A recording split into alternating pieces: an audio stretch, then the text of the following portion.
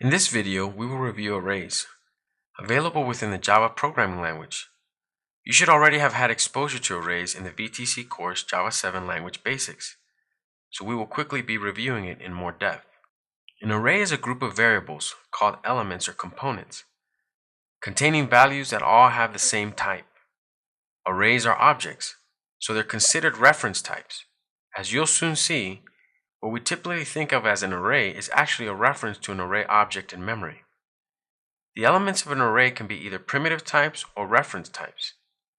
To refer to a particular element in an array, we specify the name of the reference to the array and the position number of the element in the array. The position number of the element is called the element's index or subscript. Here's an example of an array with primitive types.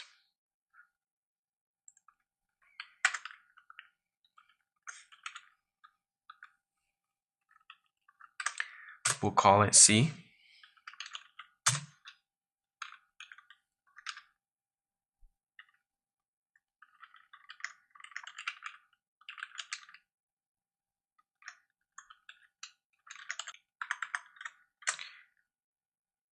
Here's our primitive type array. Here's an example of an array with reference type.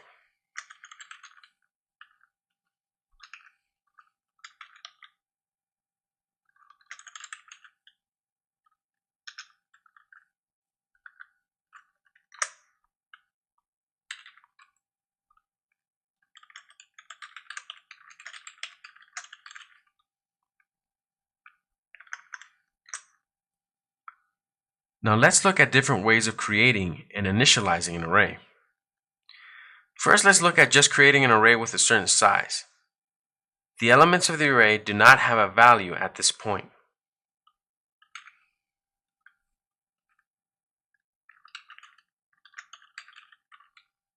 So here we are declaring an array.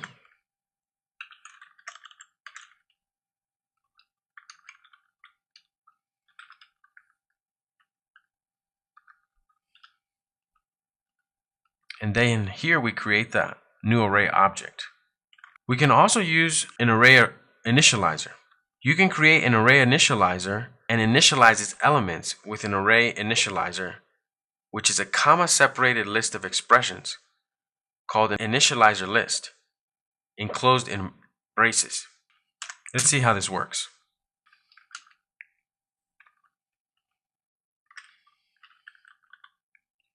So here, as you can see, we have the array.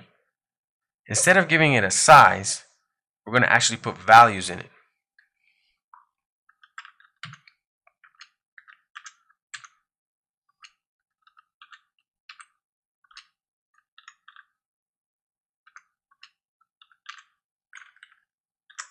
In this case, the array length is determined by the number of elements in the initializer list.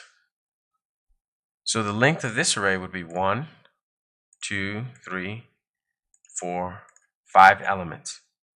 Now because we start at 0, when we loop over it, we'd actually begin with 0, 1, 2, and 3. Now let's access the values of the array elements. First, we're going to create a for loop with a counter that starts at 0.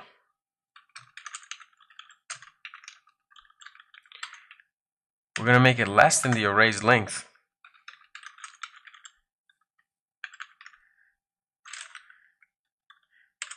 And we're going to increment the counter every time it comes around.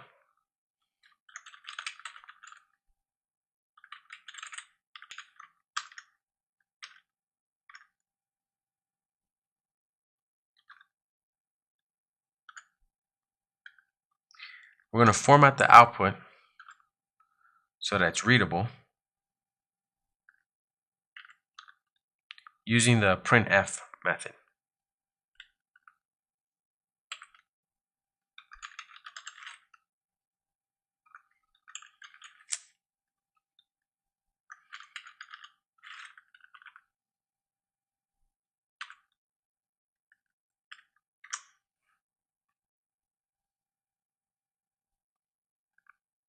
Let's run our code real quick and see what happens. Okay, here we have the position and then we have the value. So at position 0 is 10, at position 1 is 20, so forth.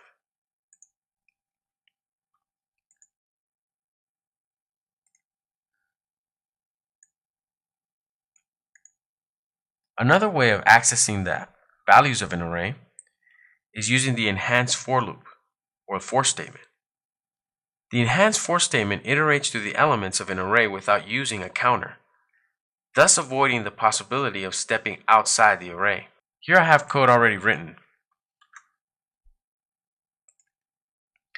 We have a system.out printf with headers, position, and value. This is the enhanced for loop.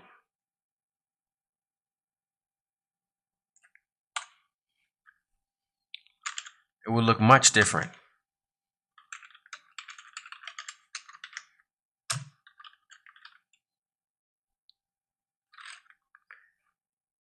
As you can see, the expression here actually creates this variable number with the value of the element in the next position.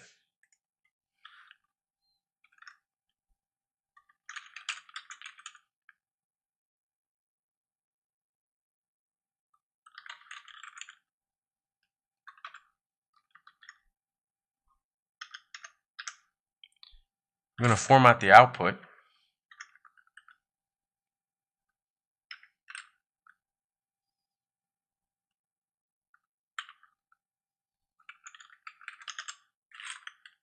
And output the number.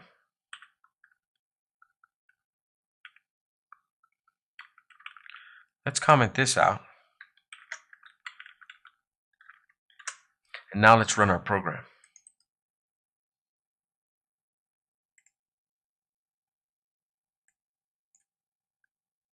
As we can see here,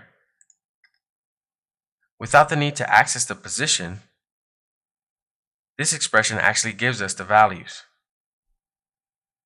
The enhanced for statement simplifies the code for iterating through an array. Note, however, that the enhanced for statement can be used only to obtain array elements. It cannot be used to modify elements. If your program needs to modify elements, use the traditional for statement, which is the counter-controlled for statement. This concludes our discussion of Java arrays.